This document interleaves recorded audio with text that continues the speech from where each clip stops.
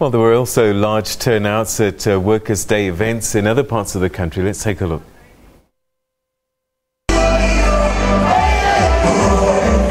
Cosatu marched to the Johannesburg Stock Exchange and reaffirmed its call for the Deputy President to take over as the next leader. We got an interest who lead this alliance. We can't, comrade, be apologetic about that. No maningakthandi abasebenzi bathi uComrade Cyril Ramaphosa akabe president. There are those today who say we need radical economic transformation. What do they mean? They mean radical economic looting for a few. And the call to strengthen the alliance. Since we're going through a difficult period, factions are very, very strong and undermine the African National Congress.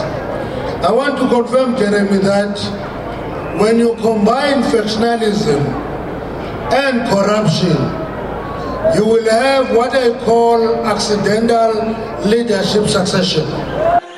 In the Western Cape, Cosatu made a call on President Jacob Zuma and Premier Helen Zille to step down. There's corruption in that house. We've pointed it out many times, but there's also deepening racism from the leader, Helen Zille. We're calling for her removal and we're calling for an end to racism in Cape Town and in the Western Cape.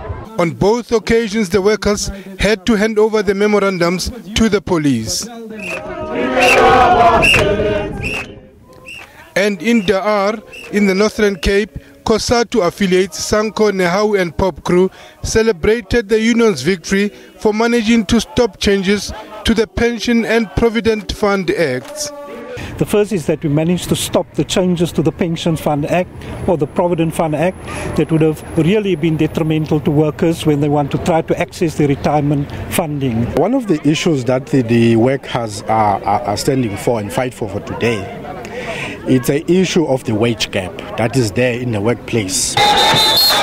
In King Williamstown, a march to the offices of the Department of Labour, and there was one message. Ezinye federations which have been formed, but our hope and our trust lies only with Cosatu. Siyazi uthi as abasebenzi, now and then we will have our own differences, but we believe uthi we are more stronger if we are united. We will ensure that as part of the ANC, we do have leadership that will ensure that the ANC is united, the alliance is united, and indeed, ultimately, our people are united. In KLERKSDORP Northwest, NUM President THAMSANQA MATOSA urged employers to respect the laws of the country. Exploitation, in our view, does still exist.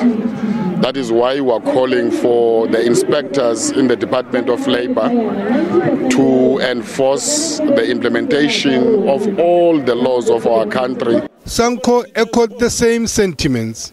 Whilst Workers' Day signifies the sacrifices made towards fair employment standards and also the battle against apartheid, it seems much is still to be done to achieve just that.